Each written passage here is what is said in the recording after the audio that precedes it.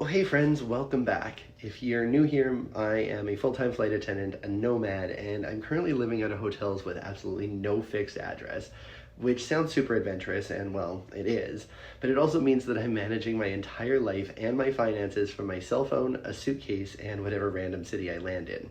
Now today I'm going to give you a behind-the-scenes look at what it actually costs, how much I've earned, how much I've spent, and how much I've actually saved on my first 3 months on the road. And trust me, it has been a ride. There were a few wins, a few surprises, and a couple I can't believe I spent that much on 3 taco moments, and a whole lot of receipts. So now if you're curious about what it really takes to live this kind of lifestyle, financially speaking, let's dive in. All right, well, let's start with what I've earned during the first 3 months on the road before taxes. In February, I earned $5,950. In March, it was about $8,450. And in April, it was $8,250. So that's about $22,650, which is not bad for 3 months of hustling. Of course, payroll taxes and deductions took a bite, so that was about $3,500 worth. So my take-home pay was around $19,150. So even though I'm not physically living in my house anymore, I'm still paying for it.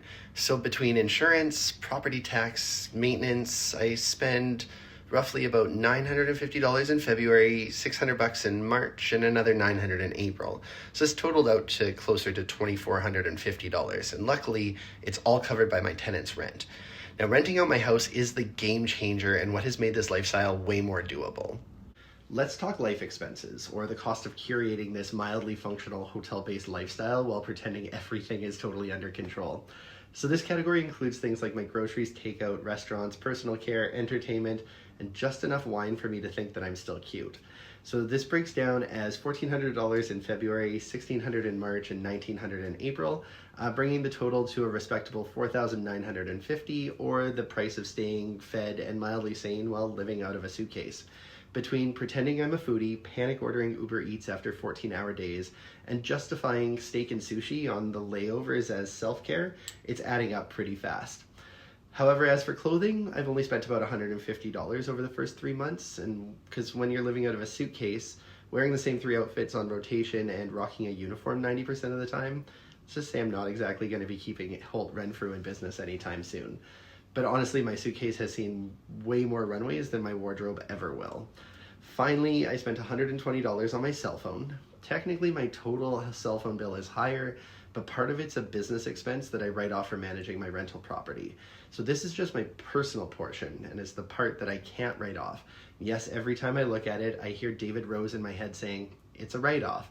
And then I remind myself I'm not David Rose, sadly, and no, I can't write off airport lattes or overpriced handcrafted cocktails. All right, let's get into the interesting part. Let's talk about my travel expenses. Because while I fly for work, it doesn't mean that it's free. I like to pick up pairings from other crew bases for the variety, the longer layovers, and the better schedule. But when I do that, I'm responsible for flying myself to and from those cities, which means that I'm buying the positioning flights on my own dime. Also, while my company covers my hotels during my scheduled days of work, on my days off, I pay for the accommodations myself. So here's what I spent. In February, I spent about $1,350. In March, I was about $1,900. And in April, it was about $1,500 for a grand total of $4,750. As for my vehicle, I had it parked at my parents' place, so I was just paying for storage insurance and the odd tank of gas when I borrowed their truck. But in April, I put my car back on the road since I'll be in Winnipeg more over the summer. So this cost me about $370. So, what did I actually spend in 3 months of glorified suitcase dwelling madness? The total financial carnage was about $18,000. That's 3 months of bouncing between hotel rooms, treating every city like it's a buffet, buying last-minute flights like I'm made of money, and whispering, it's self-care, as I tap my card at 11 p.m. for overpriced takeout. And somehow, I still ended up with $4,700 in net earnings. Am I rich? No. Am I comfortable? Mostly. Am I a little too proud that I survived this chaos with money left over? Absolutely. Think of me as financial stability's jet-lagged, over-caffeinated sibling with commitment issues and the Marriott Bonvoy app. So, what did I do with what was left? $3,400 went into savings and investments, and $2,500 went towards paying down debt and my mortgage. Yeah, I know that adds up to more than what was left over, but I had some extra cash from January to cover the overflow. So no, the math isn't broken, just seasoned with a little bit of strategy. All right, now for the good stuff, what I've actually learned. First, this lifestyle is freeing, but you've got to be so intentional. No fixed address means you're not locked into one place, which is amazing, but it also means that I have to make decisions constantly. There's no default pantry, there's no routine billing cycle. I'm choosing where to sleep, what to eat, and what to pay for every single day. The freedom is great, but it's only fun if you're keeping your finances in check. Second, renting out my house has been the best financial move that I have ever made.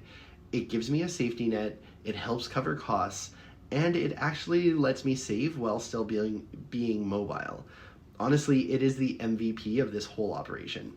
Would I do this without rental income? Probably not, or at least not without a lot more stress and a lot less takeout. Third, just because I travel for work doesn't mean that I'm traveling for free. I still cover my commuting flights, personal hotels, and all the little things like ride shares and spontaneous plans. The crew rates help, but this lifestyle isn't magically budget friendly. Fourth, tracking my spending has totally changed how I view my money. I see everything now. I'm way more aware of what my bad habits are, what's worth it, where I can cut back. I used to vaguely know what I was spending. Now I could tell you how much I spent on hair product last month, which was too much. Fifth, you can live this lifestyle and still hit your financial goals. Over the past 3 months, I've paid all my bills, covered travel, saved money, and I've paid down debt, all while working, exploring, and living in hotel rooms. Was it chaotic? Yeah, but was it worth it? Absolutely. I'm building a life that I actually want, one that doesn't rely on one location or one routine, and that feels pretty incredible. All right, so that's the real story of the first 3 months of my life as a nomadic flight attendant. That's the wins, the lessons, the unexpected bills, and the satisfying sense that I'm finally starting to live life on my own terms. Now, if you do have questions, or if you're curious about how I manage this lifestyle day to day, please drop me a comment. I'd love to make more videos on budgeting, packing, or really whatever else you'd like to know. And if you enjoyed this, hit that like button, subscribe if you haven't already, and be sure to stay tuned for my next adventure. Until then, make sure you stay grounded, stay flexible, and treat yourself to something nice.